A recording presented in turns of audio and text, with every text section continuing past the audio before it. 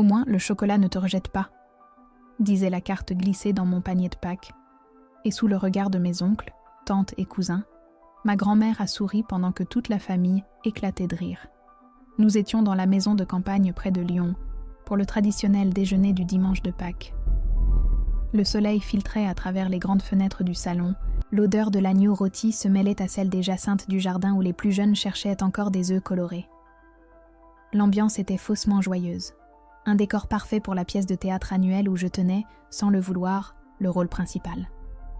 Le son de leurs rires a semblé tout étouffé. Le tintement des couverts, le chant des oiseaux au dehors. J'ai senti mon cœur se serrer dans ma poitrine, un nœud froid et dur. Son sourire, à elle, était le plus acéré. C'était un sourire de triomphe, celui d'une reine satisfaite de la loyauté de sa cour. À cet instant, j'ai compris que je n'étais pas sa petite fille, mais son bouc émissaire. Ce n'était pas la première fois, bien sûr, mais cette fois-ci, la cruauté était publique, orchestrée comme un spectacle. J'étais le numéro de cirque destiné à amuser la galerie, et chaque éclat de rire était un vote d'approbation pour ma grand-mère, Eliane, la matriarche incontestée de notre clan.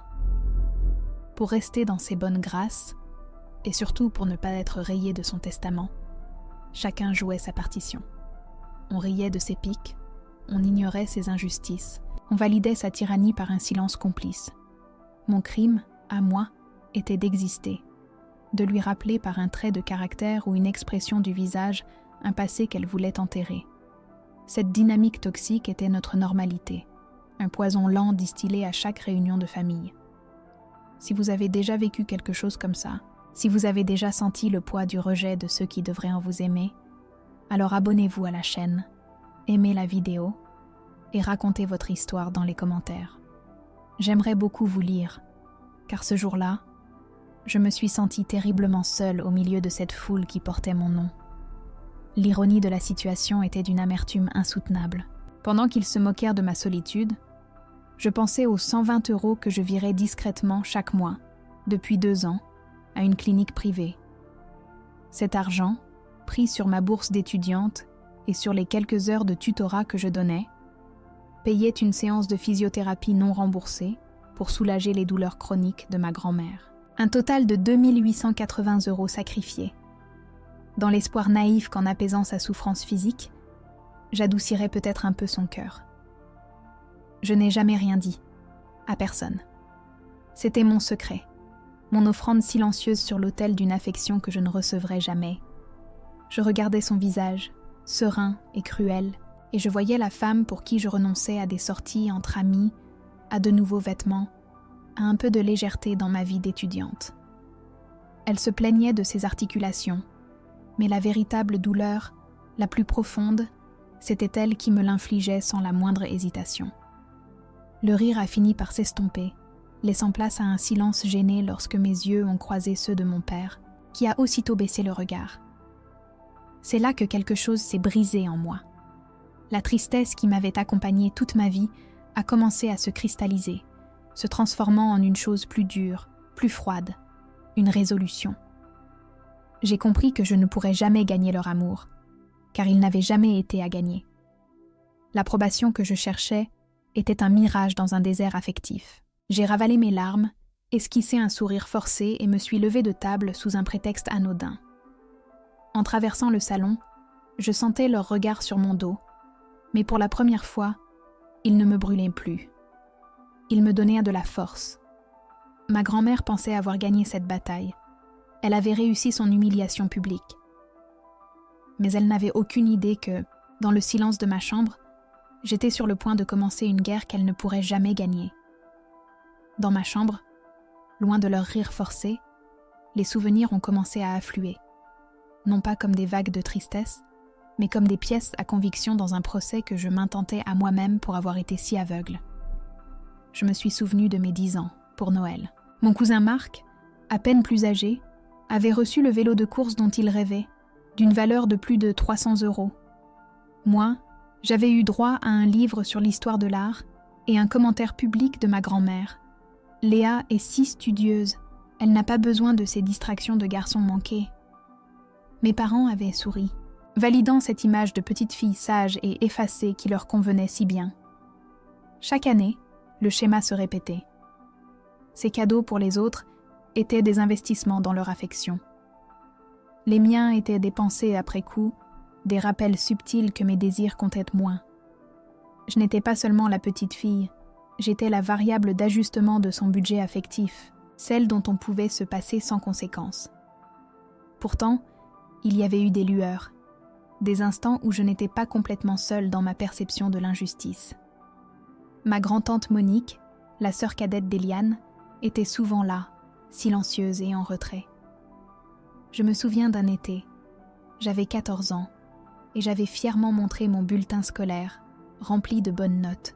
Ma grand-mère l'avait à peine regardé avant de lancer. « C'est bien, mais la beauté ouvre plus de portes que l'intelligence pour une fille. » Dommage. Le venin dans sa voix avait glacé l'atmosphère. Alors que mon père se taisait et que ma mère changeait de sujet, j'avais senti la main de Monique se poser discrètement sur mon bras. Elle n'avait rien dit, mais son regard était lourd de tristesse et de quelque chose qui ressemblait à de la culpabilité. Ce geste, si infime soit-il, était une fissure dans le mur de solitude qu'Eliane avait bâti autour de moi. Il m'avait laissé entendre qu'une autre vérité existait, même si personne n'osait la prononcer à voix haute. Cette habitude de prendre sur moi, de combler les manques, a culminé il y a 2 ans. J'étais venue lui rendre visite et je l'avais trouvée pliée en deux, sur son fauteuil, se plaignant de douleurs articulaires que les médecins, disait-elle, ignoraient. Elle pleurait de frustration, et pour la première fois, j'avais ressenti une immense pitié. C'est là que j'ai pris cette décision insensée. J'ai fait des recherches, et j'ai trouvé cette clinique privée qui proposait un traitement de physiothérapie novateur, mais coûteux et non remboursé. 120 € par mois. Pour l'étudiante boursière que j'étais, c'était une fortune. C'était renoncer au week-end avec mes amis, au nouveau manuel, à la simple insouciance de mon âge. Mais je l'ai fait, mois après mois, en secret. Je me disais que si sa douleur physique s'apaisait, peut-être que sa méchanceté s'estomperait avec elle. J'achetais son bien-être en espérant, en retour, un peu de paix, un peu d'amour. Quelle idiote j'ai été. En y repensant, son animosité à mon égard a toujours eu quelque chose de personnel, de presque irrationnel. Ce n'était pas seulement de l'indifférence, c'était un rejet actif de ce que j'étais. Elle critiquait sans cesse des détails qui semblaient anodins. Un jour, elle m'a dit que ma façon de croiser les bras en écoutant était provocatrice et insolente. Une autre fois, elle a décrété que mon silence n'était pas de la timidité, mais de l'arrogance. Les pires moments étaient quand elle fixait mon visage avec une expression de dégoût à peine voilée. « Tu as un air qui ne me revient pas », m'a-t-elle dit une fois, devant tout le monde. Mon père avait tenté de protester, disant que je ressemblais à son propre père, mais Eliane l'avait coupé net. Absolument pas. Ce regard ne vient pas de notre famille. À l'époque, ces mots me blessaient, sans que je les comprenne. Aujourd'hui, je sentais qu'ils étaient une clé, un indice menant à un secret qu'elle protégeait avec une férocité dévorante. Le rire qui avait résonné dans le salon à Pâques n'était donc pas une simple moquerie. C'était l'aboutissement de 18 années de dévalorisation méthodique. C'était la preuve ultime que mon sacrifice, ma gentillesse, ma simple existence ne susciterait jamais rien d'autre que son mépris. La tristesse qui m'avait si longtemps paralysée s'est évaporée, laissant place à une clarté glaciale. Il n'y avait plus rien à sauver, plus d'amour à mendier. Il ne restait que la vérité, et la justice qui en découlerait. Je me suis assise sur le bord de mon lit, le cœur battant à un rythme nouveau, un rythme de guerre. Mon regard s'est posé sur mon téléphone. Il n'y avait qu'une seule personne qui pouvait détenir la pièce manquante de ce puzzle empoisonné. J'ai pris une profonde inspiration, j'ai ouvert mes contacts et j'ai appuyé sur le nom de ma grand-tante Monique. Le téléphone a sonné 1 fois, 2 fois. J'ignorais si elle allait répondre, et encore moins si elle aurait le courage de parler. Monique a décroché à la 3e sonnerie. Sa voix était fragile, comme du papier de soie. J'ai entendu le bruit de la télévision en fond sonore, puis le silence. Elle savait pourquoi j'appelais. Je n'ai pas pleuré, je n'ai pas crié. J'ai simplement posé la question, d'une voix que je ne me connaissais pas, une voix calme et tranchante. « Tante Monique, pourquoi me déteste-t-elle autant ?» Il y a eu une longue pause, un soupir si lourd qu'il semblait porter le poids de décennies de secrets. Elle n'a pas essayé de nier, ni de minimiser. Elle m'a dit que la haine d'Eliane était un miroir dans lequel elle refusait de se voir, et que j'étais le reflet d'une erreur qu'elle avait passé sa vie à vouloir effacer. Puis elle m'a donné un nom, Daniel, et une ville, Grenoble. C'était tout. Elle a ajouté, avant de raccrocher, que la vérité ne libérait pas toujours, mais qu'elle rendait au moins les chaînes visibles. Ces mots étaient une clé, et je savais déjà quelle porte j'allais ouvrir avec. Le lendemain matin, une part irrationnelle de moi espérait encore. L'espoir est une chose tenace, même quand on l'a piétinée. J'ai appelé ma grand-mère. Mon cœur battait la chamade, non pas de peur, mais d'une sorte de curiosité morbide. Je voulais voir jusqu'où elle irait. Sa voix était glaciale, dénuée de toute chaleur. Je lui ai demandé, simplement, pourquoi elle avait fait ça. Sa réponse a été un coup de poignard d'une précision chirurgicale. Si tu n'es pas capable d'accepter une petite blague, ne viens plus. Personne ne t'a forcé à être là. Puis, sans la moindre transition, elle a ajouté d'un ton pragmatique et exaspéré. D'ailleurs, n'oublie pas de faire le virement pour ma séance de jeudi. Le téléphone m'a semblé peser une tonne dans ma main. L'humiliation, puis l'exigence. Elle me crachait au visage tout en me tendant la main pour que je continue de la nourrir. À cet instant, tout l'amour résiduel que je pouvais avoir pour elle s'est transformé en poussière. J'ai raccroché sans un mot. Le silence dans mon petit studio était absolu. Je n'ai pas pleuré. Les larmes auraient été une insulte à la clarté qui venait de s'emparer de moi. La douleur était toujours là, mais elle n'était plus une faiblesse. Elle était devenue un carburant, une énergie froide et pure. Je me suis vue de l'extérieur. Une jeune femme assise sur son lit, le regard vide, mais l'esprit en ébullition. La gentille Léa, la petite fille qui encaissait les coups en espérant un sourire, était morte la veille, dans le salon de la maison de campagne. Celle qui venait de naître était différente. Elle ne cherchait plus l'amour, elle exigeait le respect. Et le respect, j'allais l'obtenir non pas par des mots, mais par des faits. Ma décision était prise. Je n'allais plus être la victime de son histoire. J'allais devenir la narratrice de la sienne, et je dévoilerais le chapitre qu'elle avait si désespérément tenté de déchirer. Mon ordinateur portable est devenu mon quartier général. Pendant 3 jours, je n'ai presque pas dormi. Mes études de droit, que je voyais comme une simple voie d'avenir, sont devenues une arme. J'ai épluché les archives départementales en ligne, croisé des dates, des noms, des lieux. Le nom Daniel et la ville de Grenoble étaient mes seuls indices. Je me sentais comme une détective traquant la vérité dans les méandres d'un passé que tout le monde avait conspiré à oublier. Chaque heure passée devant l'écran me détachait un peu plus de la douleur de Pâques. La tristesse laissait place à une concentration intense, une détermination méthodique. Ce n'était plus personnel, c'était devenu une affaire de justice. Je ne cherchais pas à me venger. Je cherchais à rétablir l'équilibre, à exposer un mensonge qui avait empoisonné non seulement ma vie, mais probablement aussi celle de cet homme, Daniel, dont j'ignorais tout. Et puis, je l'ai trouvé, tard dans la nuit du 3e jour. Un acte de naissance numérisé, datant de 1968. Le nom de la mère, Eliane Dubois, son nom de jeune fille. Le nom du père, inconnu. Le prénom de l'enfant, Daniel. Tout était là, en noir sur blanc, sur l'écran de mon ordinateur. La preuve irréfutable du secret qui avait nourri sa cruauté envers moi. J'ai imprimé le document. Le papier était encore chaud quand je l'ai pris dans mes mains. J'ai ensuite imprimé le relevé de mon dernier virement de 120 € à la clinique de physiothérapie. J'ai glissé les 2 feuilles dans une grande enveloppe Kraft. Je n'ai ressenti ni joie, ni tristesse. Juste une certitude tranquille et implacable. Le prochain thé de famille, prévu ce jeudi chez elle, serait le théâtre de la vérité. Ma grand-mère aimait les spectacles. J'allais lui en offrir un qu'elle n'oublierait jamais.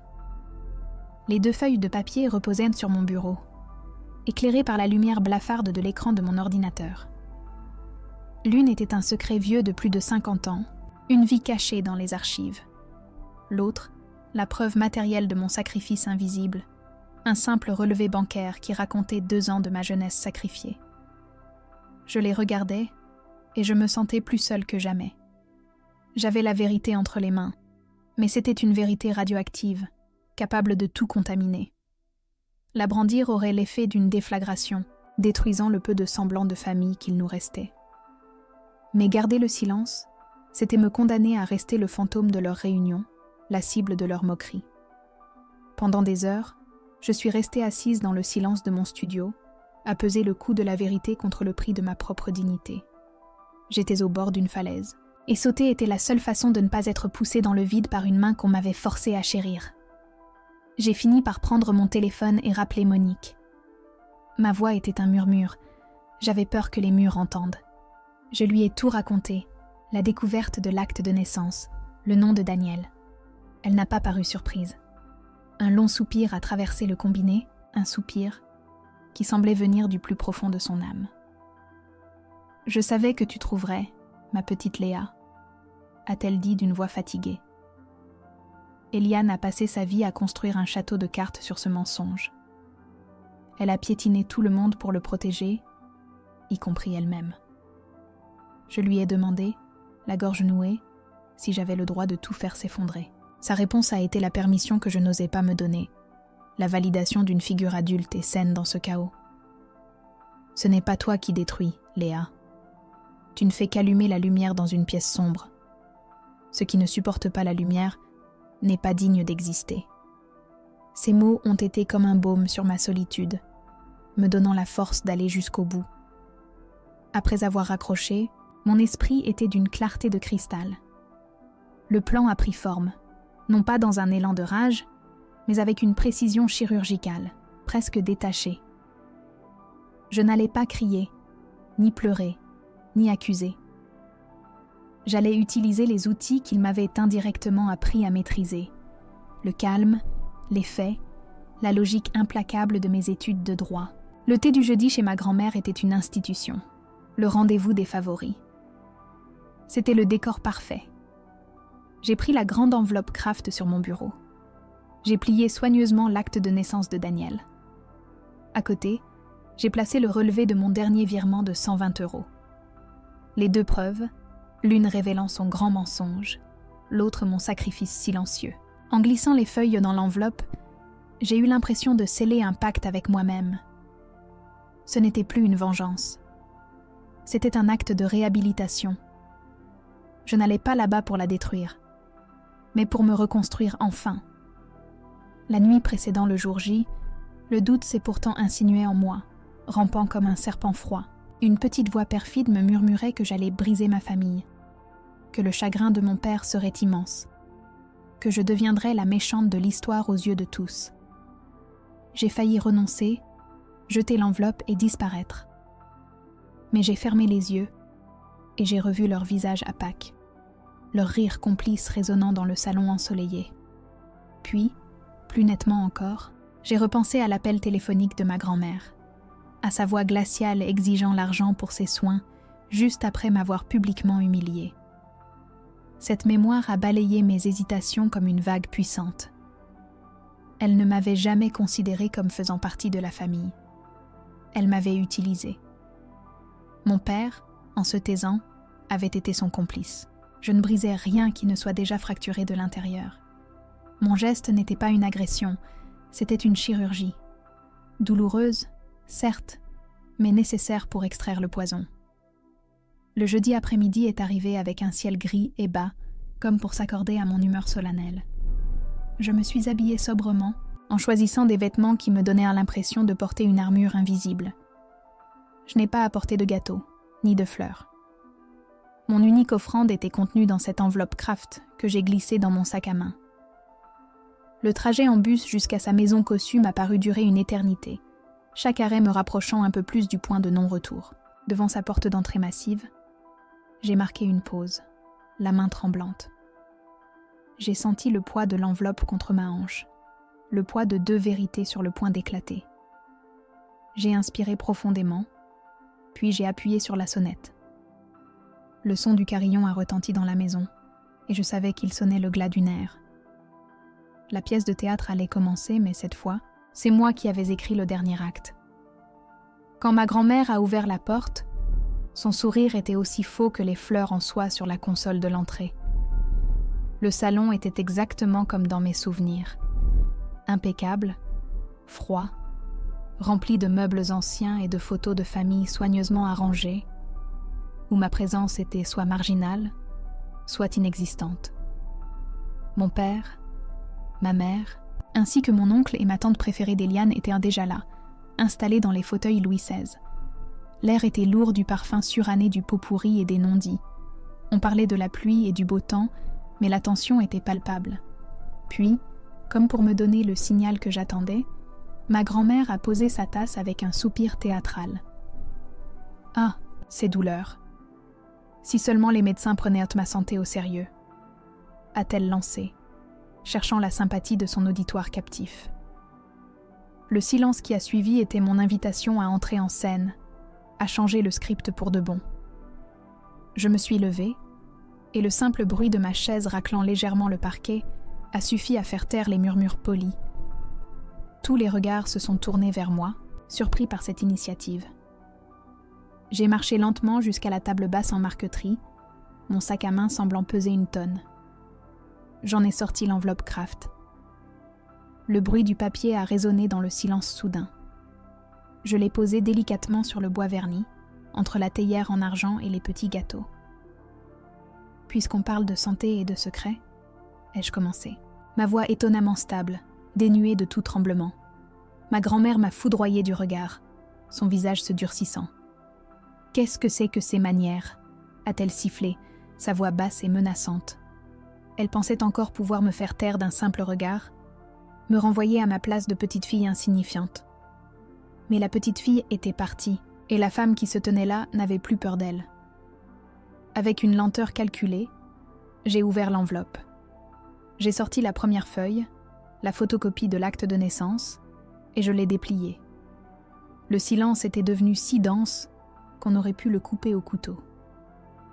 Je l'ai posé face à elle sur la table. Je me demandais juste pourquoi personne ne m'a jamais parlé de mon oncle Daniel. Le nom a flotté dans l'air comme un poison. Mon oncle et ma tante se sont regardés, complètement interloqués. Ma mère a porté une main à sa bouche, les yeux écarquillés. Mon père était figé, le regard passant du papier à sa mère. Le visage d'Eliane s'est décomposé sous mes yeux. La confusion a laissé place à une panique glaciale, puis à une fureur aveugle. Son teint est devenu cireux. « Où as-tu trouvé ça ?» a-t-elle crié, sa voix stridente brisant la façade bourgeoise. « C'est une diffamation, une pure invention. » Je n'ai pas répondu à son accusation. J'ai simplement plongé de nouveau la main dans l'enveloppe et j'en ai sorti la deuxième feuille, le relevé bancaire. Je l'ai posé à côté de l'acte de naissance, comme la pièce finale d'un puzzle macabre. Mon calme contrastait violemment avec sa rage naissante. Je l'ai trouvé en cherchant à comprendre pourquoi la femme pour qui je paie des soins à 120 € par mois depuis 2 ans me traite comme une moins que rien. Cette phrase a eu l'effet d'une déflagration. Le silence qui a suivi a été total, absolu. Le temps semblait suspendu. Puis, la réaction d'Eliane est venue, viscérale, incontrôlable, un cri qui venait des entrailles et qui a révélé toute la noirceur de son âme. Ce n'est pas le fils caché qu'elle a nié, ce n'est pas le mensonge de sa vie qu'elle a protégé. Non. Elle a hurlé, le visage tordu par l'incrédulité et l'égoïsme. « Quel soin! De quel argent tu parles ?» Son cri a tout brisé. C'était l'aveu involontaire, la preuve irréfutable de sa véritable nature. Dans son avidité et son égocentrisme, elle avait révélé qu'elle ne savait rien de mon sacrifice, parce qu'elle ne s'était jamais souciée de moi au-delà de ce que je pouvais représenter ou lui apporter. L'horreur s'est peinte sur le visage de mon père. J'ai vu la compréhension le frapper comme un coup de poing. Il regardait sa mère, non plus comme une matriarche respectable, mais comme une étrangère monstrueuse. Ma mère avait les larmes aux yeux, secouant la tête doucement, comme si elle ne pouvait pas croire à ce qu'elle venait d'entendre. Mon oncle et ma tante fixaient le sol, soudainement très intéressés par le motif du tapis persan. Le pouvoir d'Eliane, bâti sur des décennies de manipulation et de secrets, venait de s'effondrer en une seule phrase. Elle se tenait là, au milieu de son salon luxueux, plus seule et plus pauvre que jamais. Je n'ai pas bougé. Je l'ai laissé se consumer dans le silence assourdissant qui a suivi son hurlement. Son cri n'était pas seulement une question, c'était la confession la plus pure de son âme égoïste. Mon père a été le premier à réagir. Il a lentement tourné la tête vers elle, et j'ai vu sur son visage une vie entière d'illusions se briser en une seconde. Ce n'était plus sa mère qu'il regardait, mais une étrangère avide et cruelle. Il n'a pas dit un mot. Il s'est levé, le dos raide, a jeté un dernier regard de dégoût absolu sur Eliane, puis sur les papiers posés sur la table. Sans me regarder, il a traversé le salon et a quitté la pièce, puis la maison. On a entendu la porte d'entrée claquer. Ma mère, en larmes, s'est levée à son tour et l'a suivi, me lançant un regard qui mêlait la peur, la tristesse et une forme de gratitude. La matriarche venait de perdre son royaume et ses 2 sujets les plus loyaux. Mon oncle et ma tante, les favoris, étaient pétrifiés sur leurs fauteuils. Ils étaient les courtisans d'une reine déchue, piégés dans les ruines de son règne. Leur embarras était presque comique. Ils cherchaient désespérément quelque chose à dire, une phrase qui pourrait réparer l'irréparable, mais aucun son ne sortait. Comment défendre l'indéfendable ? Mon oncle a ouvert la bouche, puis l'a refermée, son regard fuyant évitant le mien et celui d'Eliane. Ma tante, elle, fixait le tapis comme s'il contenait les secrets de l'univers. Leur silence complice, qui m'avait tant blessé par le passé, était maintenant mon allié le plus puissant. Ils validaient ma démarche, ils confirmaient la faillite morale d'Eliane.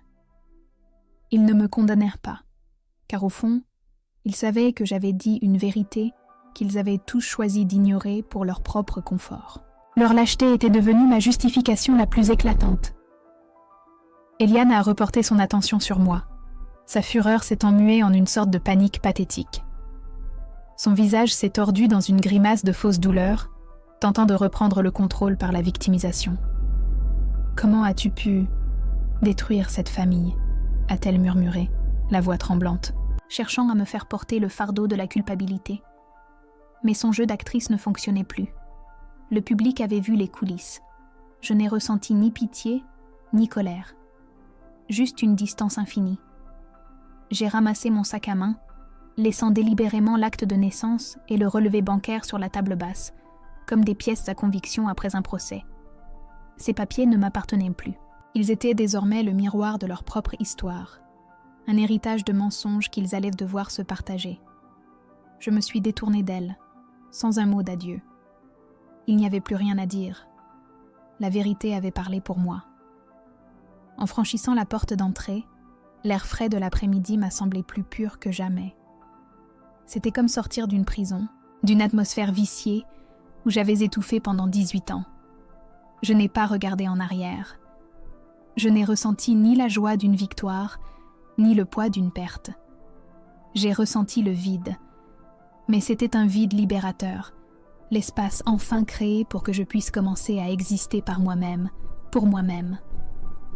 En marchant vers l'arrêt de bus, je pensais aux mots de ma grand-tante Monique. « Tu ne fais qu'allumer la lumière. » La lumière était allumée, et les ombres qui s'y cachaient n'étaient plus mon problème.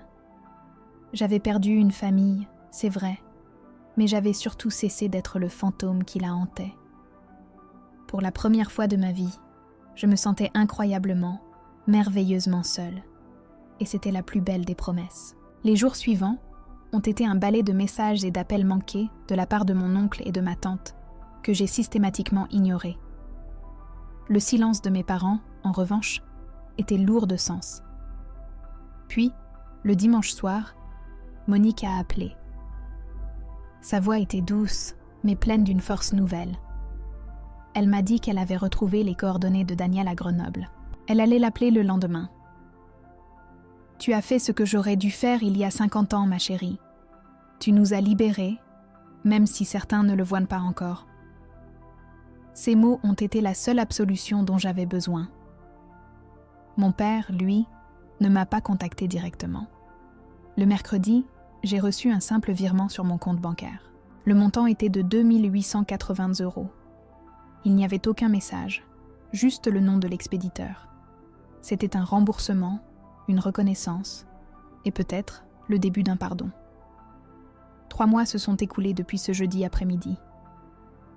Je vis maintenant dans un petit studio près de la faculté, un espace lumineux qui n'appartient qu'à moi.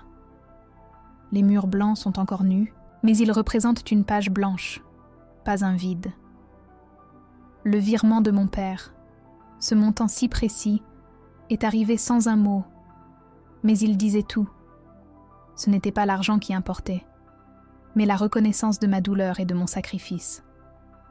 J'ai utilisé cette somme pour payer la caution de cet appartement, transformant un remboursement pour le passé en un investissement pour mon avenir. Je me concentre sur mes études avec une ardeur nouvelle, non plus pour prouver ma valeur à qui que ce soit, mais pour construire la vie que je me suis choisie. La paix que je ressens n'est pas une joie exubérante, mais un calme profond, la sérénité de celle qui a enfin posé un fardeau trop lourd. Le silence des autres est devenu une bénédiction, la preuve que j'ai bien fait de choisir ma propre voie. J'ai beaucoup réfléchi à ce qu'est une famille. Ce n'est pas seulement le sang que l'on partage, mais le respect que l'on se doit et la sécurité que l'on s'offre mutuellement. Ma famille était une monarchie bâtie sur la peur, et j'ai cessé d'être une sujette loyale. Je ne ressens plus de haine pour Eliane, seulement une immense pitié. Sa vie a été une longue et misérable performance pour cacher une blessure, et elle a fini seule sur sa scène, abandonnée par son public. Mes parents, nous nous reconstruisons, lentement.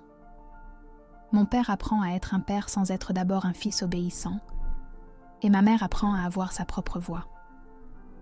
La route est longue, mais pour la première fois, elle est honnête. J'ai appris la leçon la plus difficile qui soit. Certains ponts ne sont pas faits pour être réparés, mais pour être brûlés, afin que le feu puisse éclairer le chemin à suivre. Leur destruction est parfois le seul moyen de se sauver. Ma grand-tante Monique a tenu parole. Elle a retrouvé Daniel. C'est un homme de 56 ans, professeur d'histoire à Grenoble, avec une famille à lui. Il n'a jamais rien su. Apparemment, il a toujours senti qu'une pièce manquait à son puzzle personnel. Nous nous sommes écrits quelques emails. Des mots prudents, remplis de décennies de questions sans réponse. Il n'y a pas de colère en lui, juste une tristesse infinie et une curiosité douce. Je ne sais pas si nous construirons un jour une vraie relation, mais savoir qu'il existe, que mon geste n'a pas seulement détruit, mais a aussi permis une vérité, me réconforte. De la cendre des mensonges d'Eliane est née la possibilité d'une connexion authentique, une branche inattendue sur un arbre généalogique qu'on croyait mort. C'est peut-être ça, la vraie justice poétique. Ce qui a été caché finit toujours par trouver la lumière, d'une manière ou d'une autre, apportant une forme de paix. Cette épreuve m'a enseigné que ma sensibilité n'est pas une faiblesse, mais une boussole. Elle m'a permis de sentir l'injustice quand tout le monde choisissait de l'ignorer. J'ai aussi appris que la gentillesse n'est pas une monnaie d'échange pour acheter de l'affection. C'est un cadeau précieux, et on ne l'offre qu'à ceux qui sont capables de le recevoir avec respect. Poser des limites n'est pas un acte d'égoïsme, c'est un acte fondamental de survie. J'ai cessé d'attendre que l'on me donne une place à la table. J'ai décidé de construire ma propre table, où seuls ceux qui me respectent et m'honorent sont invités. Je ne suis plus la victime silencieuse de l'histoire de quelqu'un d'autre.